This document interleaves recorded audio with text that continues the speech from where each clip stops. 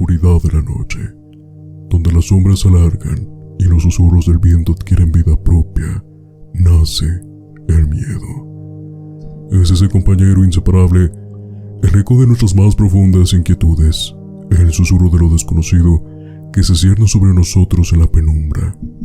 El miedo, esa emoción ancestral que yace en lo más profundo de nuestro ser, nos envuelve en su abrazo oscuro y nos impulsa a explorar los límites de nuestra valentía.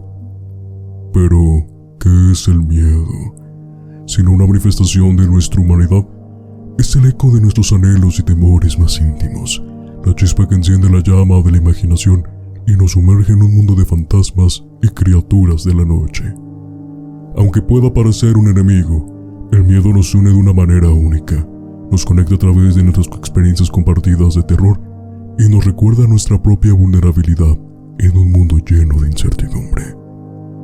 Bienvenidos a Miedos Nocturnos, un viaje a través de las sombras de la noche, donde exploraremos los rincones más oscuros de la mente humana y nos sumergiremos en las profundidades del miedo. Acompáñanos mientras desentrañamos los misterios de lo sobrenatural, compartimos historias de horror y nos sumergimos en el fascinante mundo de lo desconocido. Ricardo, muy buenas noches, ¿cómo estás? Hola Manu, buenas noches. Muy bien, gracias por preguntar. Aquí sufriendo un poquito con mi ojo hinchado, un problema por ahí de alergia que traigo. Y pues muy aterrado de volvernos a ver, de volvernos a escuchar una historia más que nos pueda poner la piel eriza y los pelos de punta. Y espero que el episodio de hoy no nos decepcione y tampoco decepcione a la audiencia. Antes de comenzar con saber cuál es el episodio del día de hoy, quiero invitar a toda la gente que nos siga en nuestras redes sociales como @miedosnocturnospodcast, donde semanalmente estamos subiendo contenido adicional al de YouTube para que ustedes puedan encontrar más cosas dentro de lo desconocido. Por otro lado, también agradecer a las personas justamente de YouTube que nos han sintonizado semana tras semana en un nuevo capítulo o en los shorts de esos capítulos para que se integren y sepan más sobre todos los temas que hay alrededor de este mundo. Y finalmente también agradecerle a nuestra gente de Spotify que igual semana tras semana se está sumando en las reproducciones diarias. Entonces es fantástico que estemos creando una comunidad poco a poco. Y esta segunda temporada esperemos que los temas sean igual de interesantes e impactantes como el de la primera temporada. El tema que te voy a presentar el día de hoy, Ricardo, creo que es uno que te va a encantar, ya que como músico tú has estado muy centrado en cómo son las notas musicales, en el estudio de ellas y principalmente cómo de una partitura se puede llegar a un sonido, ¿no? Sin embargo, el tema del día de hoy viene con los ancestros o los pioneros de estas notas, pero con un toque de misterio y algo de lo sobrenatural que sabe sobre los pactos satánicos, Ricardo. Ok, ya nada más con esta pequeña introducción que me estás dando, o este pequeño avistamiento de lo que se viene de vislumbrarlo, ya captaste mi atención. De pactos satánicos sé muy poco, realmente. He escuchado de algunos solamente, pero creo que así bien informado no estoy. Solamente sé que sí es un tema muy delicado de tratar, sobre todo por la religión, ¿no? En el tema del catolicismo, y que aparte genera mucho miedo, ¿no? Entonces, apartando lo que es el cine, yo creo que escucharlo solamente de voz propia de alguien que pudo estar cerca de un círculo que tuvo un pacto satánico, dices, ouch, o sea, está complicado de tratar el tema, Y creo que, como tú lo has comentado antes, estás arraigado en un círculo social muy católico, ¿no? Sí. Entonces también este tipo de temas han salido a relucir, tal vez no de manera constante ni potente, pero están presentes, ¿no? Sí, de hecho, en mi adolescencia, cuando iba a la prepa, era más fácil tocarlo con mis amigos que con mi familia. Porque mi familia, al ser un poco reservada en ese tema, prefería no mencionarlo. Y, o sea, sí te das cuenta que hay un cierto temor, ¿no? que expresan en la mirada. Lamentablemente aquí en México creo que tocar este tipo de temas siempre es un tabú, ¿no? A pesar de que el satanismo y el catolicismo en cierto punto van de la mano, ya que realmente es el bien y el mal que siempre conviven juntos, pero pues que la gente no se da cuenta que realmente eso es importante para que haya un equilibrio dentro del mundo. Que si bien uno puede predominar más que el otro, pero al final el equilibrio existe. Sí, exactamente, es que tiene que estar una parte contra la otra. Y como tú lo dices, es como la lucha incesante de Dios contra Satán. Entonces, es un tema que no es complicado de tratar en una conversación abierta con gente como nosotros que aparte nos fascinan estos temas, no solamente por el miedo que nos puedan causar, sino porque es intrigante e interesante saber hasta dónde puede llegar la sociedad humana con un pacto, ¿no? Pues si me permite, Ricardo, para darle más introducción a este tema, te voy a compartir lo que vamos a hablar el día de hoy. Vale. En cada rincón de la Tierra, desde tiempos inmemoriales, los hombres han buscado respuestas a las preguntas que atormentan su existencia. Pero en esa búsqueda, algunos han desviado su mirada hacia los abismos más profundos, dispuestos a hacer lo impensable para alcanzar sus deseos más oscuros. Los pactos satánicos, aquellos recuerdos sellados con la sangre y el alma, representan la culminación de esa desesperación, un camino sin retorno que conduce a las entrañas de lo desconocido. Los pactos satánicos son, en esencia, la materialización del deseo de trascender los límites de la humanidad. Pero este deseo tiene un costo, uno que se paga con lo más valioso que se posee, el alma. A lo largo de la historia, figuras legendarias y anónimos por igual han sido seducidos por la promesa de lo prohibido, entrando en un juego macabro donde el vencedor siempre es el mismo, el demonio. Esta noche, en Miedos Nocturnos, exploraremos algunos de los pactos satánicos más famosos de la historia. Nos adentraremos en las vidas de aquellos que se atrevieron a invocar fuerzas oscuras, quienes, en su desesperación, sacrificaron su esencia para obtener lo que deseaban. Desde las páginas amarillentas de los grimorios, hasta los murmullos de los testigos de lo imposible, desentrañaremos los misterios que rodean estos acuerdos fatídicos. Pero recuerda, no se trata solo de historias. Los ecos de esos pactos aún resuenan en el tiempo, y las sombras de sus protagonistas siguen acechando en los límites de nuestra percepción. A medida que avancemos en este viaje, mantén tu mente abierta, pero tu corazón resguardado, porque aunque el hombre puede creer que controla su destino, aquellos que afirman con el diablo pronto descubren que el verdadero precio a pagar es mucho más aterrador de lo que jamás imaginaron. Para poder empezar ya de lleno con el capítulo del día de hoy, vamos a hablar sobre los pactos satánicos, sí, pero vamos a hablar sobre los pactos satánicos más famosos de la historia. Y como te lo había dicho desde el principio, curiosamente estos van ligando con la música, pero van ligado demasiado, y te vas a dar cuenta del por qué. Y del por qué también la gente lo señaló como que hicieron un pacto con el diablo. Sin embargo, todas esas personas también jugaron con esa leyenda, lo que añade una capa de autenticidad a este tipo de historias. Okay. Para poder comenzar, vamos a iniciar con Niccolò Paganini, el violinista del diablo. ¿De pura casualidad has escuchado de Niccolò Paganini? Sí, de hecho hay un reportaje, un documental sobre él, precisamente, y explican cómo fue su paso trascendental en la música y cómo se volvió tan famoso prácticamente de la nada. O sea, eso es lo más curioso que se puede dar de esta historia. De ahí no me quisiera adentrar más, porque prefiero que no los cuentes tú, pero sí, como músico sí tengo que escuchar forzosamente sobre Niccolò Paganini, porque es una leyenda a final de cuentas. Pues en esta ocasión, en efecto, hay algunas cosas que vamos a tocar, pero tampoco para poder incentivar la leyenda nos vamos a enfocar simplemente en ello, sino que también en ese impacto que tuvo dentro de la música y hasta que hoy en día es respetado. Niccolò Paganini, un genio del violín, ha dejado una huella imborrable en la música clásica, no solo por sus deslumbrantes composiciones, sino también por las leyendas siniestras que lo rodean. ¿Qué es lo que nos atrae tanto de su figura? Claro, su música es innegable, pero el misterio que envolvía su vida personal es igualmente fascinante. En su tiempo, fue una celebridad cuyos conciertos con el violín capturaban la imaginación del público. La vida de Paganini ha sido objeto de innumerables relatos que han llenado páginas enteras sobre la historia de la música. Hoy, nuestras palabras se centran en él, sus inicios, la leyenda que lo rodea y sus obras maestras, pero también exploraremos ese lado oscuro y luminoso que siempre lo acompañó. Para poder empezar, este subtítulo es Exigencias, Sueños y Pactos Satánicos. Para adentrarnos en la vida de Niccolò Paganini, es necesario viajar al corazón de la Italia del siglo XVIII.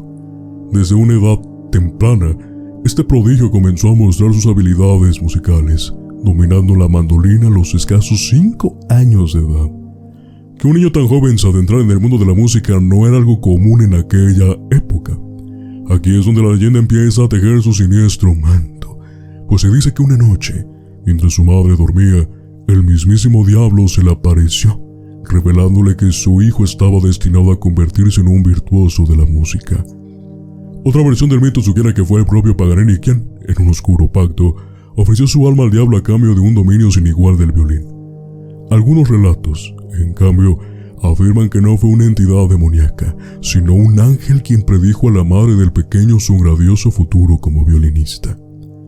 Movido por esta aparición, ya fuera infernal o celestial, su padre comenzó a someter a Niccolò a extenuantes jornadas de práctica y estudio, que a menudo superaban las 10 horas diarias.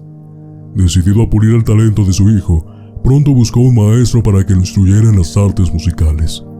Sin embargo, cuando el instructor escuchó al joven prodigio tocar, quedó atónito y declaró que no tenía nada más que enseñarle, no porque careciera de talento, sino porque su habilidad superaba incluso a la del propio maestro. El tiempo avanzó, y el joven prodigio Niccolò Paganini comenzó a forjar su camino en el mundo de la música a la temprana edad de 10 años, cuando ofreció su primer concierto. Sin embargo, no fue solo su virtuosísimo lo que dejó huella en el público, sino también su apariencia física, que contribuyó a cimentar la oscura leyenda que lo rodeaba. Para poder entender también un poquito de contexto y tal vez la fascinación por Paganini, primero por la temprana edad, al dominar y ser un talento, ser un prodigio del violín, hay que tener en cuenta que cuando Paganini comenzó a dar esos conciertos y empezó a hacer giras por Europa, Mozart apenas tenía 10 años de morir. Entonces es muy curioso cómo un prodigio de la música también fallece muy joven y nace otro al instante. Entonces habla muy bien de cómo en este siglo realmente en la humanidad había bastante potencial, ¿no? Sí, de hecho, es que es bien curioso porque es la época de los grandes músicos, de los grandes maestros de la música que forjaron las bases hoy en día. Y como tú lo acabas de mencionar, se me había olvidado ese dato, que justamente se va una leyenda y regresa, o sale un virtuoso de la nada, ¿no?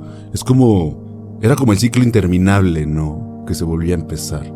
Entonces nada más descansaron 10 años de no tener a un prodigio para que Paganini pudiera tener su propio camino, ¿no? Empezarlo a forjar. Y también curiosamente la historia no nos ha vendido, pero sí nos ha contado justamente que en este siglo se le llamó el siglo de la luz, justamente por todo este conocimiento, esta era donde realmente había fascinación por el arte, y es donde el ser humano realmente tuvo esa pequeña yema de alcanzar casi el cielo con pinturas, con música, con arte, etcétera, etcétera. Entonces también es muy curioso cómo todos se engloban también diferentes teorías, porque recordemos que también Mozart murió joven. Sí, bueno, aparte estamos tomando en cuenta que época era, ¿no? O sea, como tú acabas de decir, fue una época donde el arte tuvo su auge, su mayor auge exponencial, y que la gente lo valoraba. Los conciertos de ópera, la música clásica, o sea, el simplemente ir a escuchar a una orquesta completa te daba una satisfacción personal, porque ibas tanto por ver a lo mejor una representación teatral, pero bien armonizada, era, o sea, un completo boom a la cabeza, ¿no? Entonces, creo que mantener esa latencia dentro de un siglo entero puede llevarnos a ese tipo de historias, ¿no? A pensar que hubo pactos o que hubo acuerdos con el innombrable, ¿no? O sea, a final de cuentas, ¿no? Para poder continuar con esta cadena en la historia y retomando, te recuerdo que justamente Paganini dejó huella en el público. No solamente por el tema del violín y ser prodigioso, repito, sino por su apariencia física, ya que desde los 10 años ya tenía una apariencia un poquito rara ante la gente. La pregunta es, ¿realmente qué tenía? Pues Paganini, lamentablemente, padecía de una enfermedad llamada síndrome de Marfan, la cual afectaba sus extremidades de manera notable. Esta condición le otorgaba una apariencia inusual. Sus extremidades eran extremadamente alargadas y flexibles, con manos que llegaban hasta las rodillas y articulaciones tan maleables que parecían carecer de huesos o músculos. Esta peculiaridad física le permitía ejecutar pasajes musicales a una velocidad asombrosa y dominar las notas más complejas sin aparente esfuerzo. Además de su condición, su aspecto físico no era precisamente atractivo. Su rostro era más bien desgarbado, con una nariz prominente, una palidez inquietante y un aire descuidado que lo hacía parecer aún más sombrío. Todo esto no hizo más que avivar los rumores de que su talento estaba ligado a influencias sobrenaturales, sugiriendo que el mismísimo diablo guiaba sus manos en el violín. Niccolò Paganini es recordado como uno de los más grandes violinistas de todos los tiempos, una figura que dejó una marca indeleble en la historia de la música gracias a su técnica y estilo incomparables. Su habilidad para interpretar las composiciones más desafiantes con una precisión y velocidad asombrosas lo elevó al estatus de leyenda, e incluso en vida.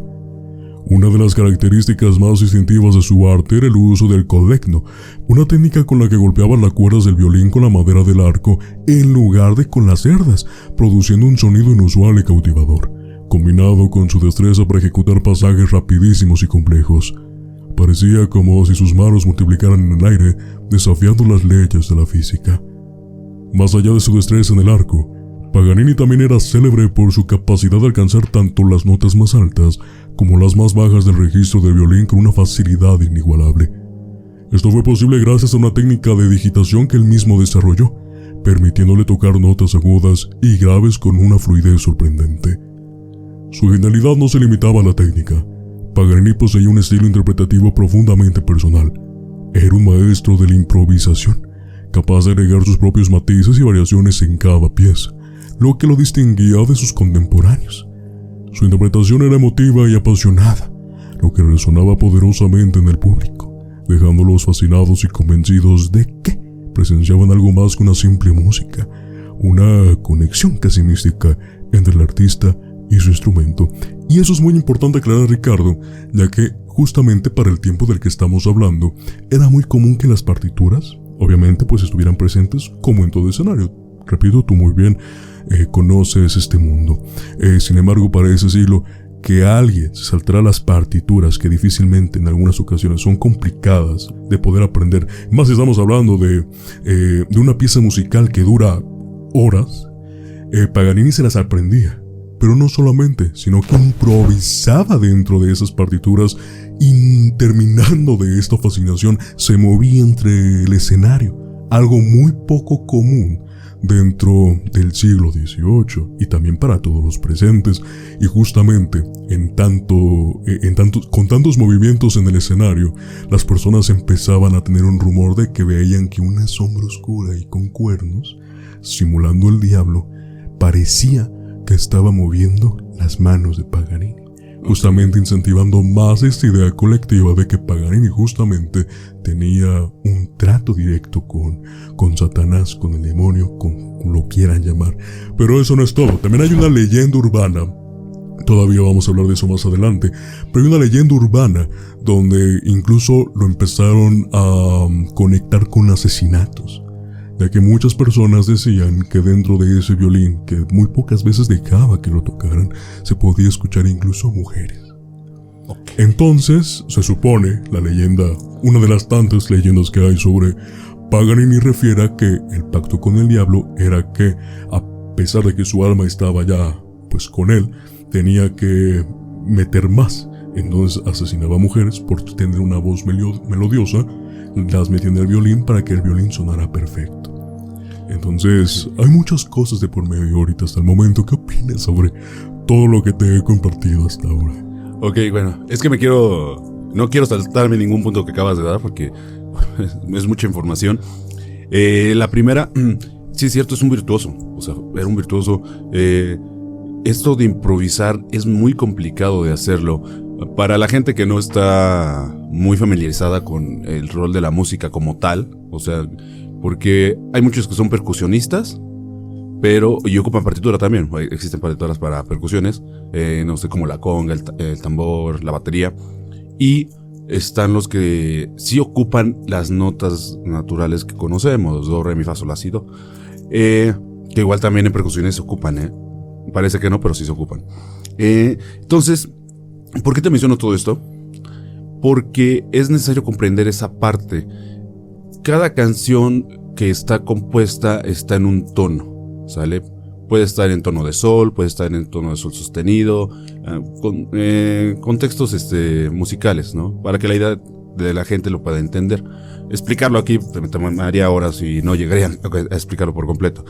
Pero lo que sí sabemos es que una vez que un músico domina los tonos y sabe diferenciarlos, y más en esa época que la música era una profesión 100% redituable, te das cuenta de que aprendió muy joven a distinguir tonos, a saber en qué tonada estaba la canción y si tenía cambios, cada cuánto cambiaban los tonos. Esto te ayuda mucho a improvisar. Ahora, la improvisación muchas veces ya viene ligada por automático. Cuando ya estudiaste todo esto, ya estudiaste distintas escalas que te pueden ayudar para el momento de improvisar, ya lo demás ya solo lo hacen las manos o las posiciones del instrumento, como quieras verlo. Entonces ya no tienes que estar batallando, ya por instinto, por inercia, ya lo sacas.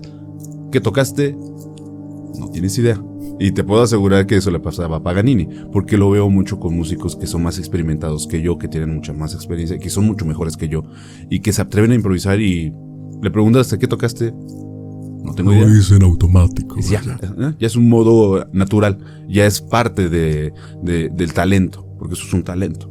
Ahora, regresando con las leyendas, se me hace curioso que se liguen a esto por su condición física. O sea, ya ahorita nada más con imaginarlo, dije, ok, pues sí. O sea, aquí nosotros sentimos que está normal. Imagínate si tuvieras nada más 30 centímetros más de brazo. O sea, pues lógicamente se vería como un movimiento muy, muy raro. Y tomando en cuenta también su condición de que las articulaciones eran muy, muy flexibles. Sí, ¿no? Los dedos principalmente, ajá, ¿no? Que podía tener esa facilidad de tocar el violín hasta donde más no podían los demás. Exactamente, y aparte tener esa flexibilidad porque a lo mejor, no sé, son 4 cuerdas, si no me equivoco, en el violín. Entonces, conforme más grosor es más grave, más delgada, más agudo. Entonces, tener esa facilidad de poder a lo mejor sacar un sol agudo y después sacar un sol grave así de la nada tocando el violín, te puede dar a entender que también la gente puede generar estas leyendas por lo mismo, ¿no? Esa leyenda de las mujeres, de que era un asesino para que impregnaran el alma del violín y pudieran sonar mejor, se me hace muy linda en el aspecto romántico, nada más, ¿no? En el romantizar, en el decir, ¿sabes qué? Necesitaba de mujeres para que sonara mucho mejor su instrumento. O sea, es una leyenda nada más, ¿no? Pero ese detalle, ese romanticismo que se le daba a la mujer, a lo mejor en esa época, de alguna manera, porque sabemos que fue una época muy complicada para la comunidad de mujeres, sí te da como pie a decir, ok, ¿por qué precisamente mujeres? Porque lógicamente las mujeres tienen una voz mucho más melodiosa para la comunidad, generalmente, o para el hombre, entonces, o para la audiencia misma, ¿no? Porque en esos años había también cantantes de ópera mujeres que eran muy buenas y te endulzaban. Entonces, se me hace no se me hace curioso, se me hace muy fascinante como músico. Y yo creo que si los que nos escuchen como músicos se quedan con toda la historia, a mí ya me atrapó, ya me tiene ahí en sus redes ya la propia historia. Pero eso de los hilos y de la sombra se me hace como muy... no sé cómo explicarlo. No es Pinocho precisamente para que se pudiera dar así ahora. Si se podía mover libremente por todo el escenario como se le hace con los títeres, lógicamente los movimientos son distintos. Aparte de que los movimientos son distintos, tampoco no hemos puesto algo sobre la mesa de cómo era su escenario. Porque te recuerdo que él jugaba mucho con esa leyenda. Uh-huh. Entonces también provocaba que la gente incentivara esta imaginación de, en efecto, lo que estoy viendo es porque hizo un pacto con el diablo.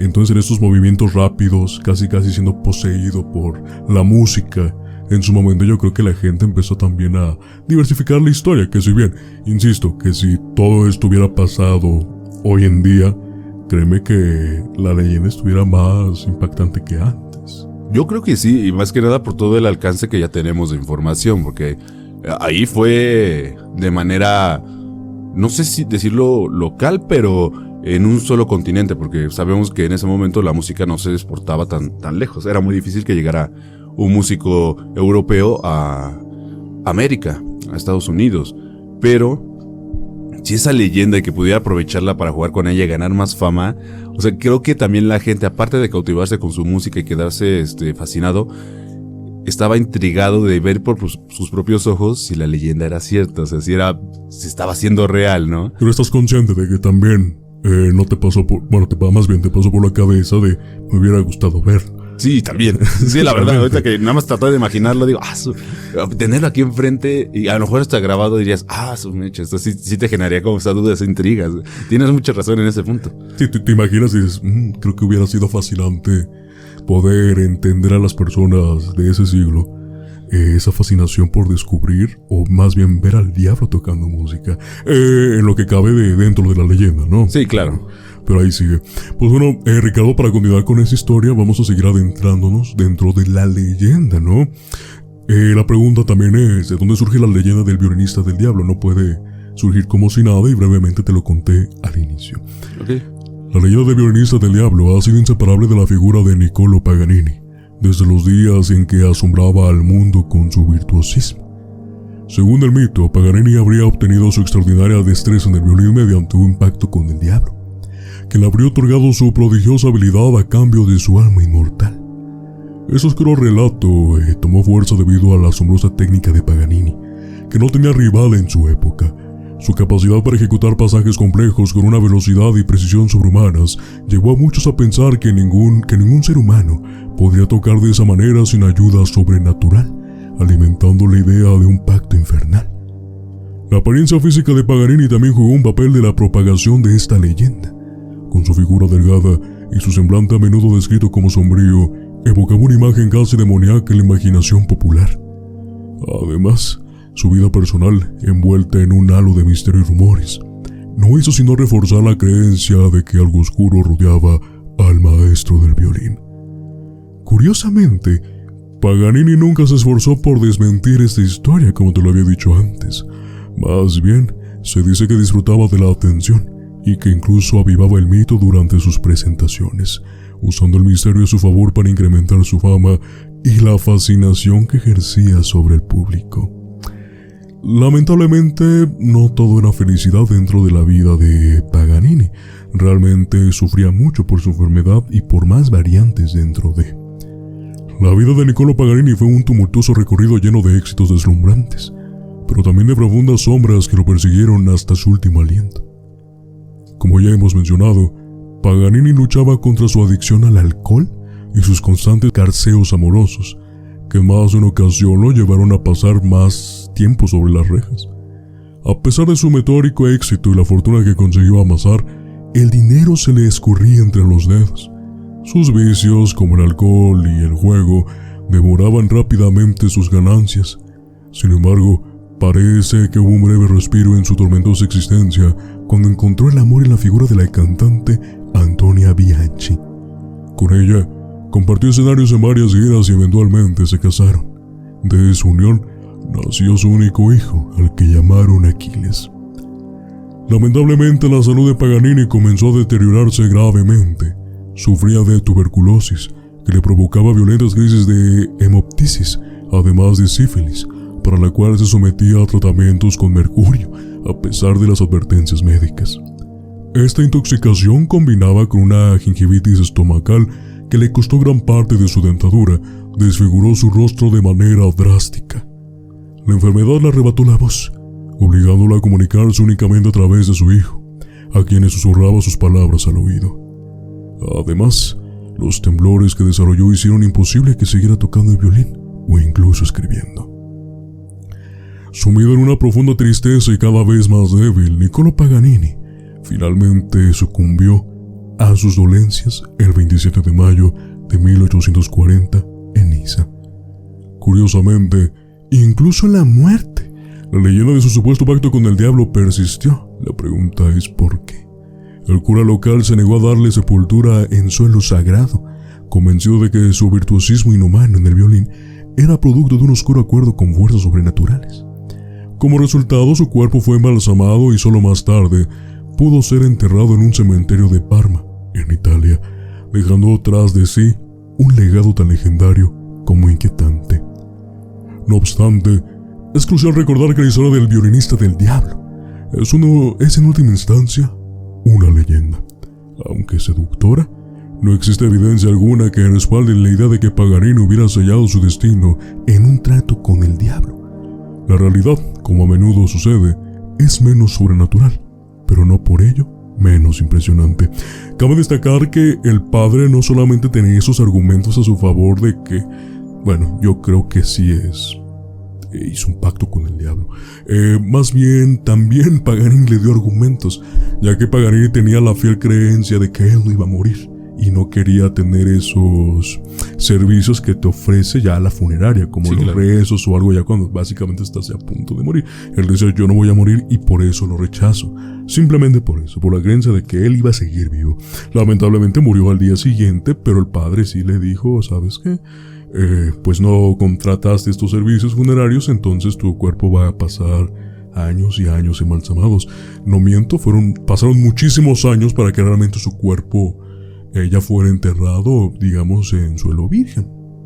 Pero finalmente esa es la historia de Niccolò Paganini, una historia que, si bien tiene sus toques sobrenaturales por toda esta idea colectiva que se creó en su momento y que también él incentivaba con ciertas características no solo físicas que no estaban en su poder, pero sí con actitudes y con la magia de la música para poder venderle al público que realmente yo soy el diablo incluso en vida, pues creo que hace una historia fascinante sobre el inicio de la música y cómo él, con esos acordes fantásticos, hasta el día de hoy, estamos hablando de él. Me quedo impactado por cómo muere. O sea, sí, que me plan cómo termina su ciclo en la Tierra. Pero la leyenda estaba, y qué curioso, no curioso, qué inquietante que al final de sus días la leyenda se avivara más. Con esto que me acabas de contar del padre, y digo, tiene razón, o sea, él solito se compró la idea de lo que la gente le decía, o lo que la gente rumoraba, y supo aprovecharlo bien, y desgraciadamente, pues siempre, el mayor mal de los músicos, al parecer, son los vicios. Está muy marcado, parece como una tendencia, pero es sorprendente, yo creo que, ¿cómo puedes aprovechar una enfermedad, que es una enfermedad, a tu favor? Aparte generar miedo, pero aparte generar admiración. O sea, porque aparte tenían respeto por él. Era como la mezcla perfecta para triunfar de buena manera. Y él supo aprovecharla, al final de cuentas, porque no se le puede comprobar que hizo algo malo. O sea, yo creo que lo más malo que pudo haber hecho fue comprarse la idea de que nunca se iba a morir, aceptando que pudiera sí estar coludido con el diablo, ¿no? Que generalmente esto, pues no pasa, ¿no? La verdad, tiene todo ese toque de misticismo como para que podamos tener una conversación fuera de esto y nos podamos discutir 15 horas sobre si podía ser real y analizar todo y toda la historia y decir, es que estos puntos a favor y estos en contra. Entonces, está escabroso el tema, está lindo y está muy, muy inquietante. Es una historia fascinante por donde lo veas. Desde el tema sobrenatural y el tema del misticismo hasta el tema musical y el legado que dejó hasta nuestros días, ¿no? Siendo una base importante dentro de la historia musical y que hoy en día hay acordes que sin duda la gente, los músicos, las bandas, los artistas no han ignorado. Al contrario, lo avivan. Entonces es fascinante por donde lo querramos ver. Lamentablemente, pues sí, todas las personas famosas, al menos que tengan un cierto nivel de fama, siempre tienen un final muy atroz, ¿no? Justamente por todo lo que, ¿cómo decirlo? Por todo lo que sembraron en su vida, ya que en el caso de Paganini, pues, es algo que me salté y no entiendo el por qué. pues ya a la edad de 10 años o 15 años, al estar pues de estado de país en país en el Europa antiguo, pues realmente con tantas presiones, con tanta disciplina, pues cayó muy joven en el alcohol. Entonces, imagínate, toda una vida desde los 15 años hasta donde murió, pues tarde o temprano le iba a tocar factura, sumándolo del mercurio, pues yo creo que más. Pero también lo que me sorprende es que sus características físicas, que al final era una enfermedad, también las pudo aprovechar. Hay algunas personas que tal vez se arrepienten de una enfermedad, pero en este caso le pudo sacar provecho y sin duda fue algo más para poder avivar también tanto la leyenda, pero también como mejorar o ser una leyenda dentro de la música. Es que tenía todo en contra. Tú acabas de mencionar algo bien importante, creo que eso me lo estaba yo saltando. El empezar muy joven, y creo que la historia nos los marca, nos los dicta. Las estrellas jóvenes terminan cayendo muy rápido en las drogas, en el alcohol. ¿Por qué? Por lo mismo, porque necesitan desviar tanta atención, tanta presión, porque no puedes salir a la calle y ya te están buscando, o te quieren saludar, o cualquier cosa, ¿no? Entonces, es un sinfín de gente que te está rodeando, pero que sabes perfectamente que solamente admiran lo que tú haces, ¿no? Disfrutar de la atención, yo creo que hasta ahí estaba bien. Yo creo que cualquier persona lo puede disfrutar.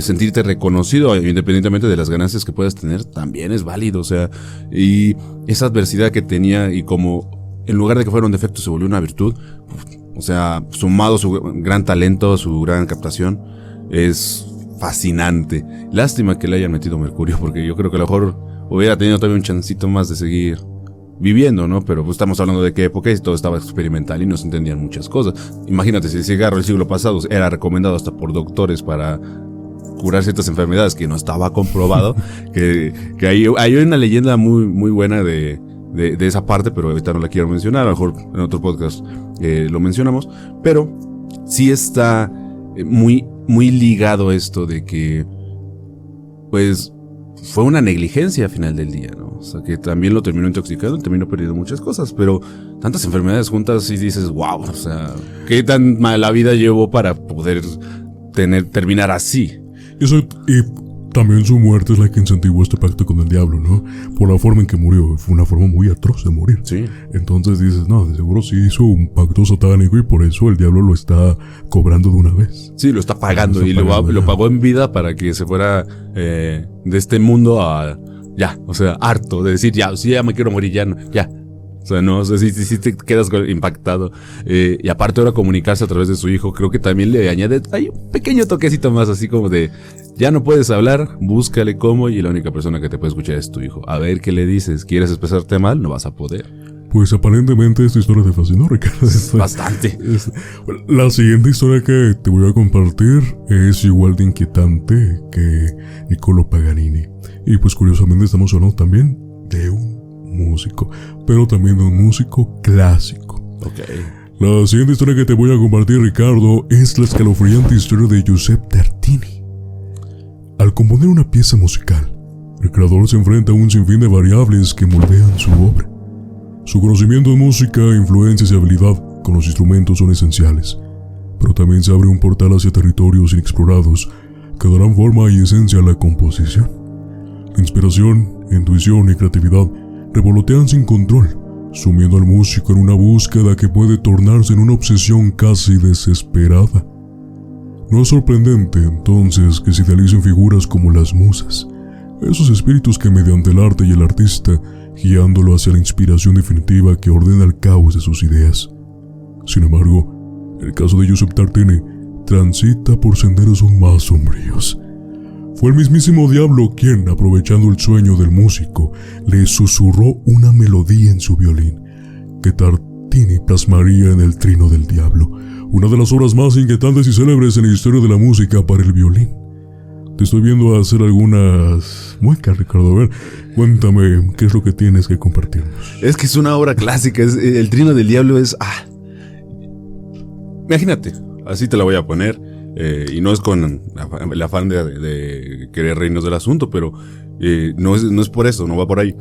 Pero imagínate, estás en tu casa, tienes una copita de vino al lado, no sé, unos pedazos de jamón, de queso, todo fino, ¿no? Y pones esa de fondo, más con la luz un poquito baja. O sea, te atrapa. Es una melodía que te atrapa. Y es tan inquietante por el nombre que te dices, es una melodía que está dedicada a, pero que igual me puede fascinar por la complejidad aparte. O sea, es una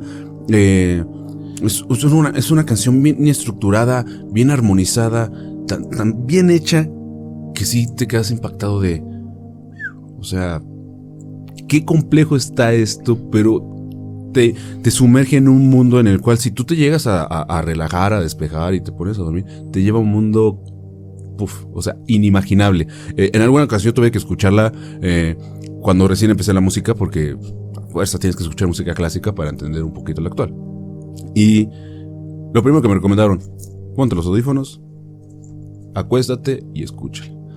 Créeme que esa canción te puede levantar muchos sentimientos. Entonces, lo que mencionábamos con Paganini, cuando el músico se obsesiona tanto, y también cuando el músico sabe transmitir lo que está buscando plasmar en su obra, es un arte indescriptible, porque una cosa es hacer la melodía y otra cosa es transmitir lo que quieres dar, ¿no? Entonces, esa fuerza, ese empuje que tiene toda la canción, para mí es una de las cosas más bellas que he podido escuchar, porque no solamente la leyenda, sino la propia música. Como músico, a veces muy difícilmente no valoramos la música clásica, pero realmente se tiene que valorar, porque las obras de antes eran 1000 veces más complicadas que las de ahorita. Totalmente de acuerdo. Para que estés más adentrado al tema, aunque ya tengas esta base bastante amplia de conocimiento sobre Joseph Tartini, vamos a hablar también de cómo inició, cómo es que llegó al sueño y finalmente cómo una iglesia también estuvo ahí dentro. Ok, ahí viene la fascinación de esta historia. Vamos a comenzar con Joseph Tartini, el violinista prodigioso. Joseph Tartini nació en 1692 en Pirano, una ciudad que en aquel entonces formaba parte de la República de Venecia y que hoy conocemos como Pirán, en Eslovenia. Tartini es reconocido como uno de los más grandes violinistas de la historia, no solo por su maestría con el instrumento, sino también por su capacidad para innovar en sus composiciones.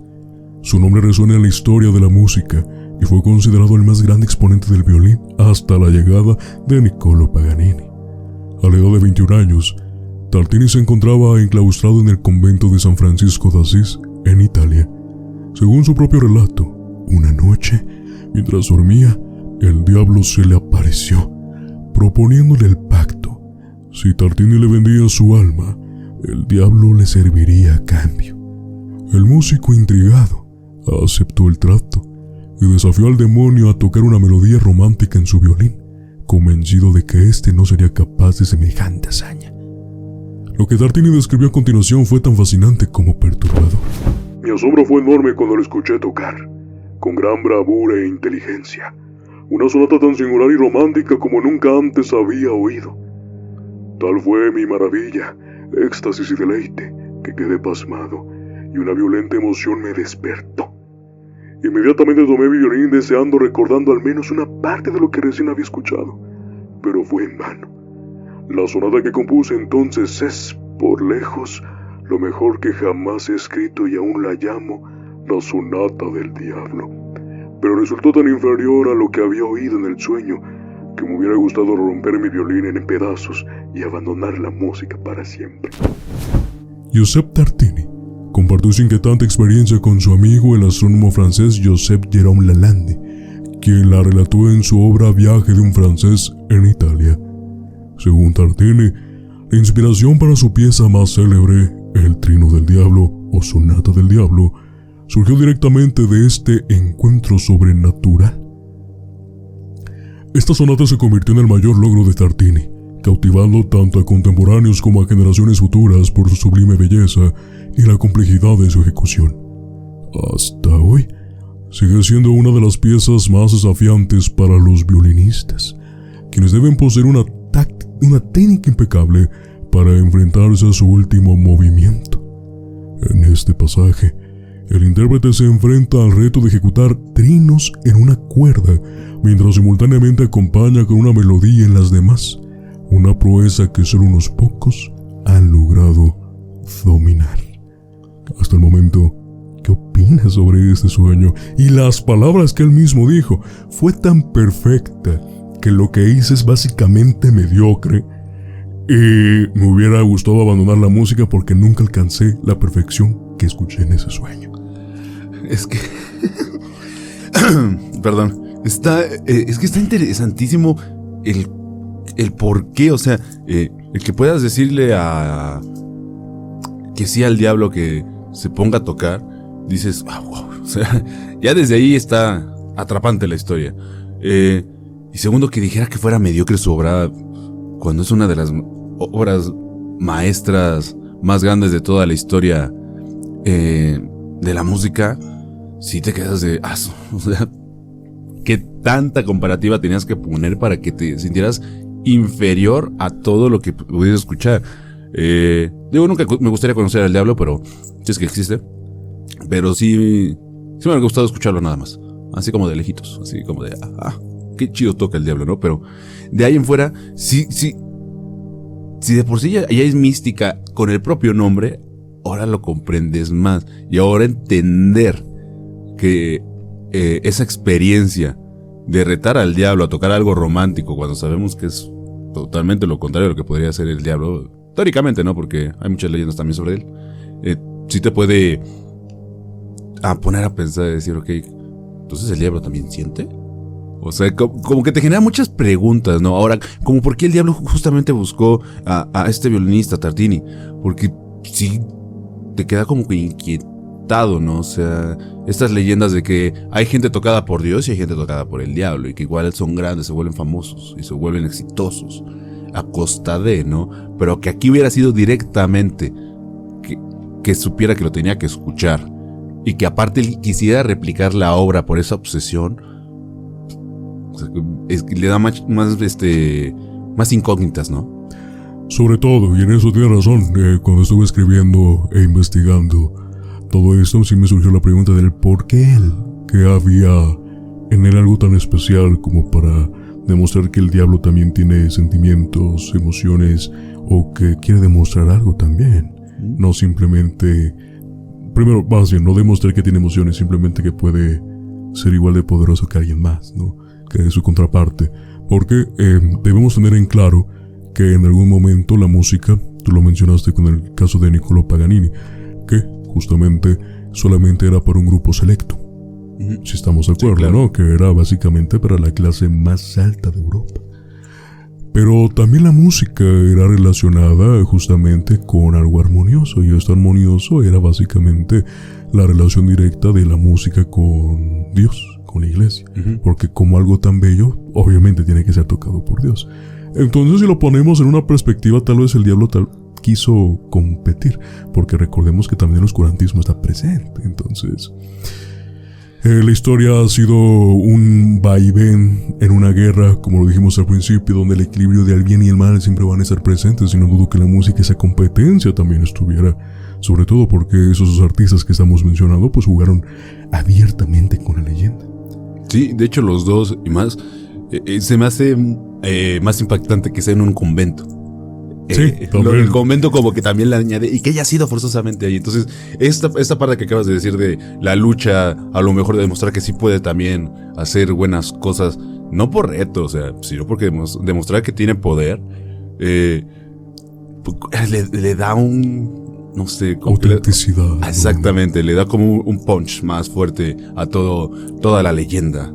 Es fascinante esa parte de que fuera contra todo, justamente en el lugar menos esperado, ¿no? En un lugar sagrado.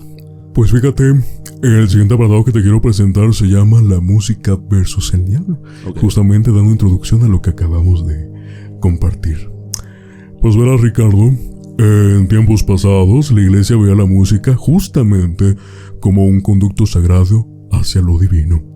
Los sonidos armoniosos eran considerados puentes hacia las fuerzas del bien, mientras que aquellos más sombríos eran vistos como invitaciones al abismo. Tan arraigada estaba esta creencia que en aquellos siglos, el monje Guido de Arezzo, una de las figuras más influyentes de la música medieval, decretó la prohibición de un intervalo musical específico, el tritono. El tritono, una secuencia de notas que cubre tres tonos completos, genera un sonido disonante cargado de tensión y oscuridad que clama por una resolución. Estas características lo convirtieron en un acorde temido y evitado, hasta que se ganó el ominoso apodo de Diavolo sin música. No es de sorprender, entonces, que el Trino del Diablo de Tartini emplee el tritono sin reservas. A través de su obra, el diablo demostró a los eclesiásticos el poder de este intervalo prohibido, utilizándolo con maestría para tejer su encantamiento musical. Hoy en día, como dato curioso, Tartini podría haber sido un músico de blues, jazz o heavy metal, géneros en los que el tritono es una constante. De hecho, la melodía central de Black Sabbath, de la banda homónima, es prácticamente una oda al tritono. Enter Sandman, de Metallica, y la escala de blues también deben gran parte de su identidad al uso de este intervalo prohibido. Okay. Mira, tanto fue el impacto, no mediático, pero el impacto a largo plazo de Tartini sobre este tipo de notas oscuras, que al final del día no hay notas ni buenas ni malas dentro de la música, más bien son exquisitas, por donde lo quieras escuchar. Pero para la influencia de aquel momento, pues básicamente se generó una guerra, básicamente prohibiendo algo perfecto, y esta perfección fue hecha por el mal. ¿Y sabes qué? O sea, descartamos al blues y al jazz porque a final de cuentas históricamente nunca han sido mal vistos. Pero mencionaste un género bien importante que es el heavy metal y... yo me acuerdo que en alguna ocasión mi abuelita casi le da un infarto cuando escucha una canción de esas. Pero se me hace... Es que es curioso que sea justamente en géneros como el rock pesado, que donde justamente va contra toda la sociedad en su momento, que fue todo un hit de no, son unos rebeldes, tienen letras muy fuertes y es música del diablo justamente, le da más punto a favor porque se han creado obras increíblemente grandísimas de Metallica, de Black Sabbath, de otros grupos musicales, Rammstein, ocupando esta base musical. Entonces, que a pesar de todo eso, a nuestros días, una obra musical clásica tuviera un impacto generacional en bandas ya más cercanas, sí te da así como a entender de por qué justamente en esos géneros que fueron mal vistos tanto tiempo. Para los que no conocen el blues y el jazz, a pesar de que es una música muy, muy suave, ya para hoy, en su momento también fue muy mal vista. Porque cuando empezó a surgir todo esto, hay que recordar quiénes la tocaban y quiénes eran los prodigiosos en el blues y el jazz. Justamente la gente de afrodescendiente. Entonces, para la gente de Estados Unidos, la gente americana, lógicamente era así de... ¿Por qué ellos pueden ser unos virtuosos? No, es que esa música no es buena. Es que esa música, seguramente el mismísimo diablo fue el que la trajo. Entonces, también por ahí tiene una base, esta música que hoy ya podemos disfrutar como una sociedad más tranquila, pero que en sus años de inicio, en su origen y durante toda su existencia era música para gente pobre. Hay que admitirlo, era para gente pobre y gente afroamericana, y muy raro era el residente de Estados Unidos, de origen de ahí, que quisiera ir a escuchar. ¿Por qué? Porque eran como en bares muy... Sí, era en sociedades muy discriminadas justamente por los estadounidenses. Entonces, realmente muy poca gente local se atrevía a pararse ahí. No por el hecho de que era peligroso, aclaremos eso. Simplemente porque...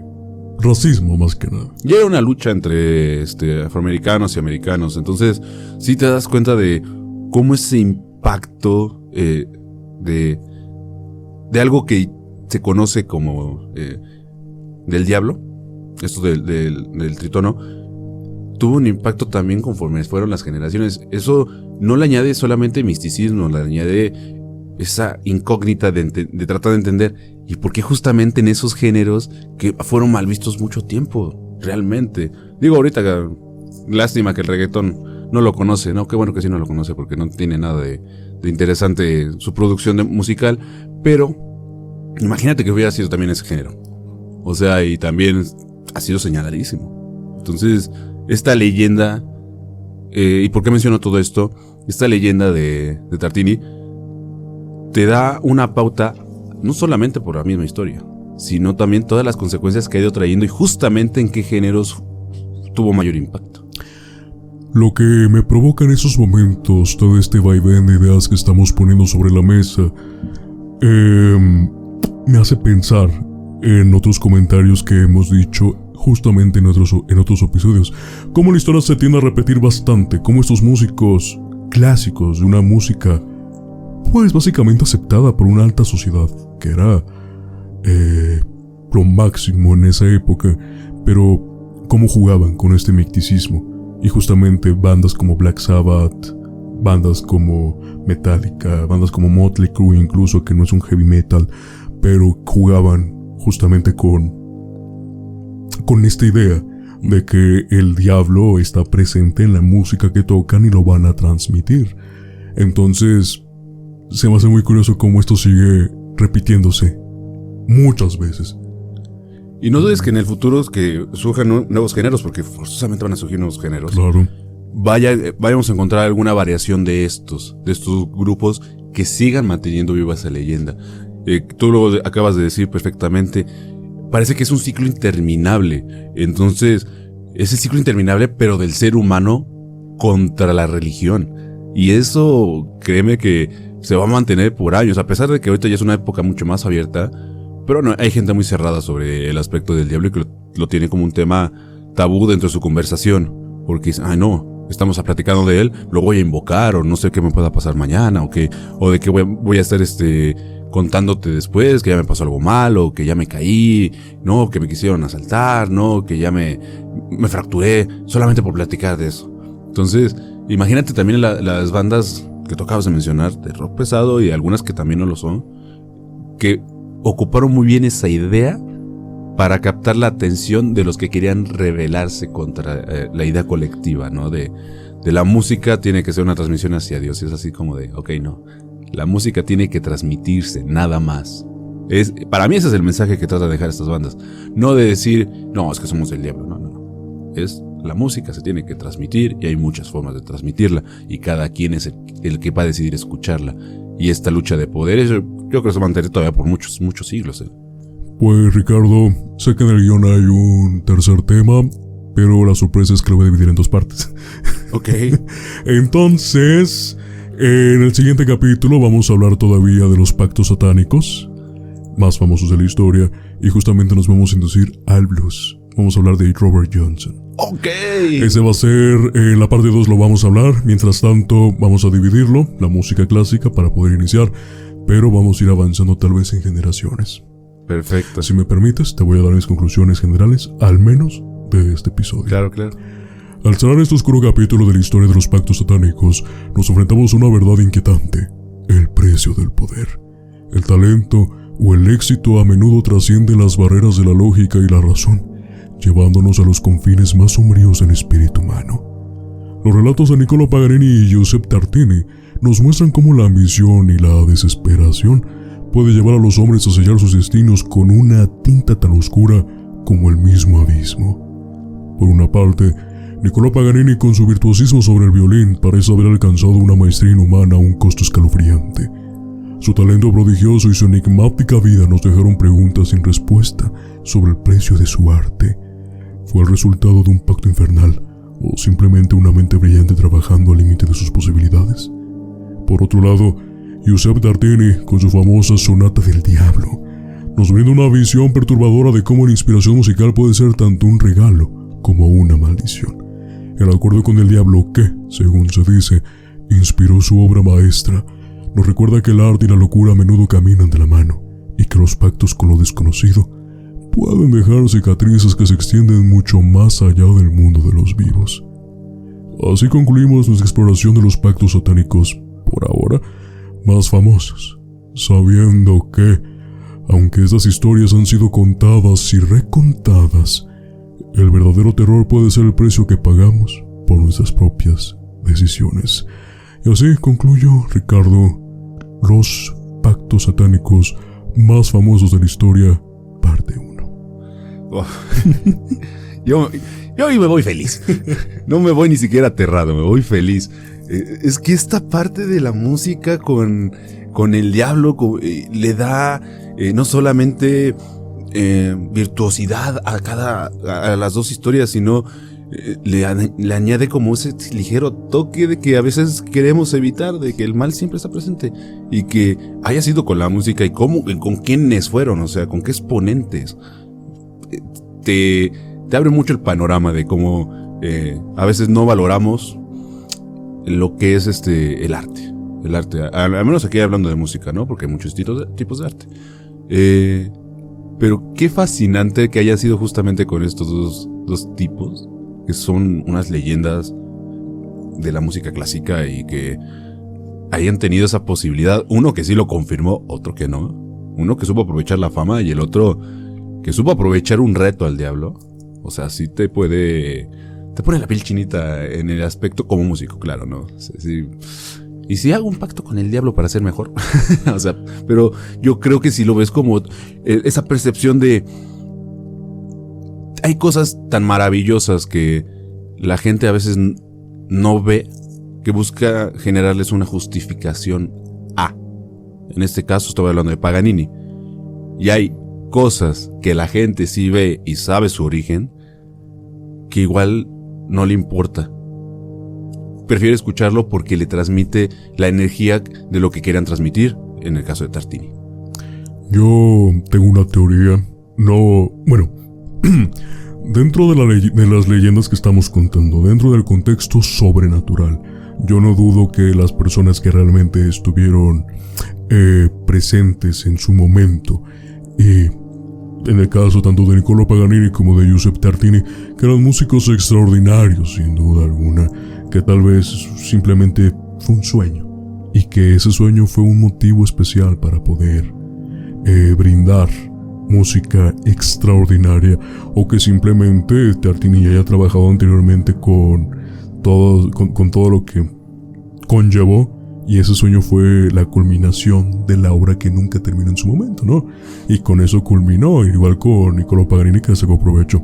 Bueno, para no hacerlo tan largo, dentro de lo sobrenatural, yo tengo la teoría de que el diablo, Satanás, como lo quieran llamar, quiso demostrar que Dios no tiene el control de todo, que realmente incluso en la perfección que puedes llegar a escuchar, ver o hablar, la maldad aún así está presente, y la maldad puede ser tan bella, o la oscuridad puede ser tan bella como la luz, pero depende de cómo lo quieras ver, o cómo lo quieras digerir, y cómo realmente te puede llegar a afectar. El mensaje es clarísimo, creo que no lo acabas de definir de una manera sorprendente. A veces creo que no sabemos valorar lo que parece malo, o lo que a la vista podría ser malo, o lo que el oído puede ser malo. Entonces, esta lucha que tú acabas de mencionar del bien contra el mal, siempre tiene que encontrar un equilibrio, y aquí lo encontró, porque nos dejó una leyenda de músico, y dejó una obra maestra que hasta nuestros días se puede seguir ocupando, y que es una base importante en varios géneros musicales. Entonces, sí, yo creo que sí, a veces creo que no sabemos apreciar lo malo de la vida, porque depende del enfoque que necesitas ver, ¿no? Y muchas veces queremos huir de lo malo, queremos escapar, no sé, del sufrimiento. Una de esas es muy importante, de no sentir dolor cuando nos lastiman, cuando nos pegan, no sé,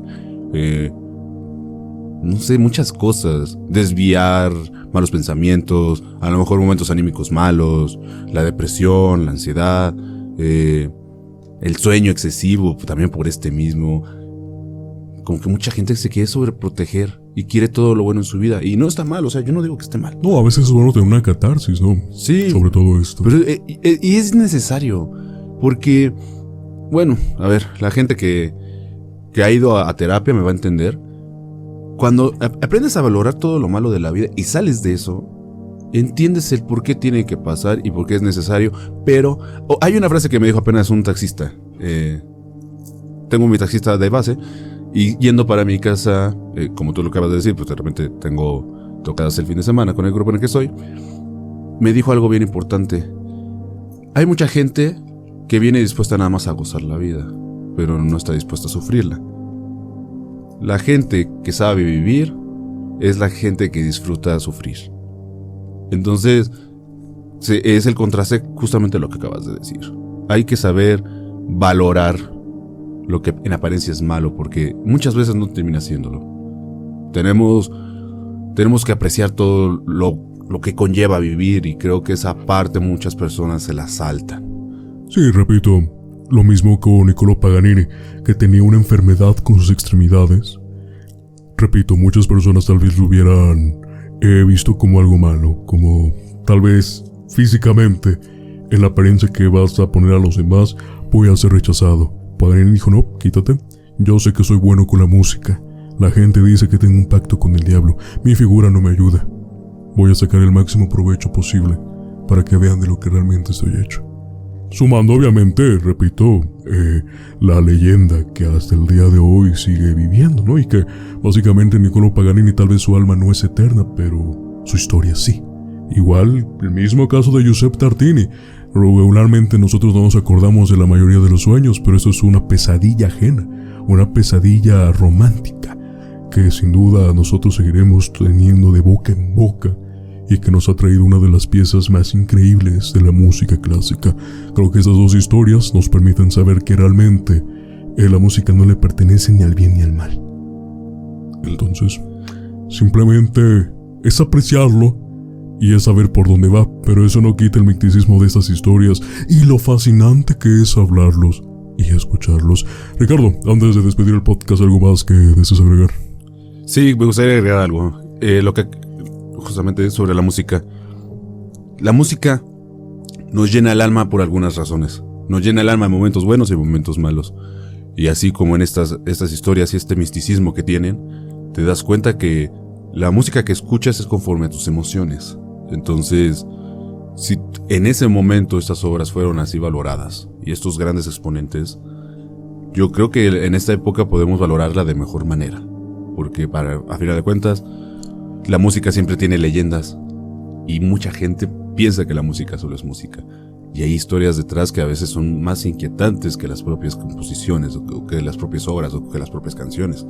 Entonces, adentrarnos hoy justamente en este tema, para mí, personalmente ha sido súper fascinante. Y sí me deja un poco inquieto porque no espero que un día me venga a buscar en mis sueños para sacar una canción en el trombón. Pero bueno, amigo, muchas gracias, de verdad. Esta es la parte 1 y esperen la parte 2 porque va a estar mejor. Les recuerdo a todas las personas que nos están viendo y escuchando que nos pueden seguir en nuestras redes sociales como @miedosnocturnospodcast. Y reitero mis agradecimientos como al inicio por sumarse semana tras semana al mundo de lo desconocido. Hay temas que sin duda son fascinantes de escuchar y también de entablar en una conversación, así que les agradezco por todo lo que nos han apoyado y esperando que los temas que se vienen sean de su gusto. Pues Ricardo, sin nada más que agregar, te deseo una muy buena noche. Muy buena noche, Manuel.